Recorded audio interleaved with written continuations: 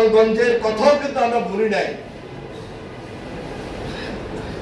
আমাদেরকে কিন্তু খুব সজাগ এবং সতর্ক থাকতে হবে।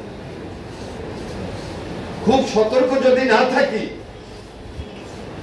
ফ্যাসিস্ট যেভাবে দেশবাসীকে জিম্মি করেছিল, গায়েল করেছিল,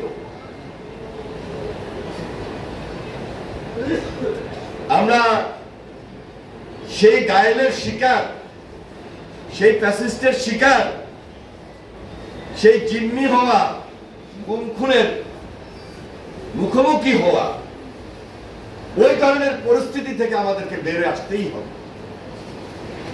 এবং সেই পরিস্থিতি থেকে যদি বের হয়ে আসতে হয়, স্বাভাবিক জীবনযাপন করতে হয়, স্বাভাবিক ব্যবসা করতে হয়, তাহলে ঐক্যটা হলো সবচেয়ে বড় জিনিস।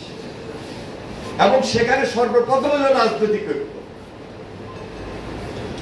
রাজনীতিবিদদের যদি ঐক্য না থাকে এবং সে ঐক্যটা যদি সুদৃঢ় না হয়, ইস্পাত কঠিন দৃঢ় ঐক্য না হয়, তাহলে গতকালকে গোপালগঞ্জের যে পরিবেশ পরিস্থিতি সৃষ্টি হয়েছিল ফ্যাসিস্ট দ্বারা, খুনিদের দ্বারা,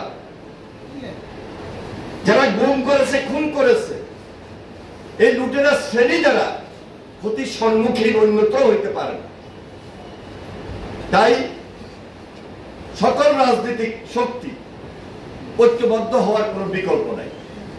ব্যবসায়ীরা, সমাজে যারা আমরা বিভিন্ন পেশায় আছি, বিভিন্নভাবে বসবাস করি, সবার দায়িত্ব হইল এই মুহূর্তে এই সরকারকে সর্বাত্মক সহযোগিতা করা।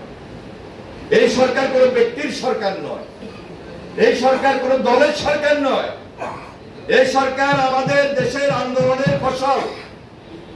এই সরকার জনগণের সরকার, আমাদের সবার সরকার। প্রত্যাশা থাকবে, দাবিও বেশি থাকবে। যেহেতু 1 বছর পার হয়েছে, সুতরাং দাবির পরিমাণ এত বেশি বৃদ্ধি পেয়েছে। আমরা জানি হয়তো সবকিছুই একসঙ্গে করতে পারবেন না, কিন্তু আইন শৃঙ্খলা অবনতি যেন না হয়। আইন শৃঙ্খলা আমার কাছে প্রায়োরিটি। আমি স্বাভাবিক জীবন চাই, স্বাভাবিকভাবে চলাফেরা করতে চাই, স্বাভাবিকভাবে বসবাস করতে চাই, স্বাভাবিক রাজনীতি করতে চাই।